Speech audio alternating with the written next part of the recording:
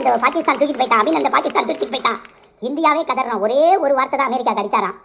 இன்னும் 48 மணி நேரத்துக்குள்ள எப்படி தூக்கிட்டு போனீங்களோ அப்படி வரலன்னா வரைபடத்தில் பாகிஸ்தான் இல்லாமல் பண்ணிடுவேனாராம். மொதல் விஷயம் அப்படிலாம் அவர் சொல்லவே இல்லை, சரிங்களா? பொய்யான செய்தியை பார்ப்பாதீங்க. அப்படியே சொல்லியிருந்தா கூட தெரியாமல் சொல்லிட்டேன்னு சொல்லிடுவாங்க, அது வேறு விஷயம். அப்போ ரெண்டாவது பற்றியும் வச்சுக்கங்களேன், அங்கே இருக்கிற அமெரிக்காவுக்கு 48 மணி நேரம் சொல்லியிருக்கீங்க. இங்கே இருக்கிற காவிரி தண்ணி ஏன் கொடுக்குறதுக்கு ஏன் சொல்லலை? 1 மணி நேரம், அரை மணி நேரத்தில் ஃபோன் அடிச்சோனாலே போதுமே. அதுவும் ஆளுங்கட்சி உங்களோட கவர்மெண்ட்டு தான் அங்கே இருக்குது, அதை ஏன் செய்யலை?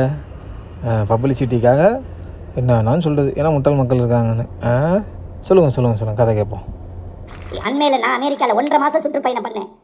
எல்லாரும் சொல்கிறான் பாகிஸ்தான் பங்களாதேஷ் எல்லாம் பொருளாதாரத்தில் சரிஞ்சு போச்சு. இன்னைக்கு அவர் சொன்னாரே கோவேக்சினும் கோஷீல்டும், நீங்கள் மறந்துடாதீங்க. இது எல்லாத்தையும் தாண்டி உங்கள் ஒவ்வொருத்தர் மனசுலையும் மறந்துடாமல் ஒரு ஓட்டை எடுத்துக்கங்க. தனி மனித ஆசாபாசம்